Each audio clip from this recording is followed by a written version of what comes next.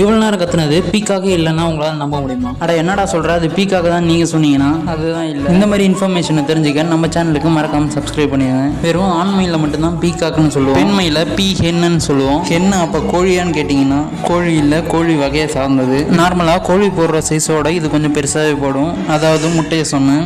அப்போ அப்படியே ஒரு கிரில்லு போட்டுடலாம்னு நினச்சிங்கன்னா போலீஸ் உங்களை தூக்கி ஜெயிலில் போட்டுருவாங்க. ஏன்னா பீகாக் நம்மளோட நேஷனல் பேர்ட். பொதுவாக பெண்மையில் முட்டையிடும் போது ஒரு பாதுகாப்பான இடத்துல தான் போய் முட்டையை விடும். புதர் மாதிரி தரப்பகுதியில் தான் போய் முட்டையை விடும். அந்த முட்டையை சட்டப்படி நீங்கள் தொடுறதே தப்பு. சராசரியாக ஒரு மயில் 15 to 20 வருஷம் வரைக்கும் உயிர் வாழும். ஆண் மயிலுக்கும் பெண் மயிலுக்கும் காமனாக இருக்க நேம் பீ ஃபவுல். இனிமே உங்கள் ஃப்ரெண்டு பெண் மயிலை காட்டி பீகாக்னு சொன்னாங்கன்னா அவன் மண்டையில் தட்டி சொல்லுங்க, அது பீகாக் இல்லை பீ ஹென்னு. பீ ஃபவுலோட கூடுகளை சட்டப்படி தொடுறதே குற்றம். அப்படி தொட்டிங்கன்னா கன்ஃபார்ம் ஜெயிலு தான். அப்படி ஏதாவது தடுக்க முடியாத விஷயம்னா போலீஸை வச்சு தான் அது ரிமூவ் பண்ணி ஆகணும்.